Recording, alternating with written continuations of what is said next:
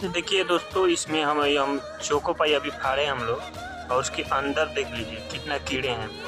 आप लोग जब भी बच्चों को कोई भी फास्ट फूड खिलाते हैं, पैकेट वाला चीज़ कोई भी हो, वो कृपया सावधानी से खिलाएं।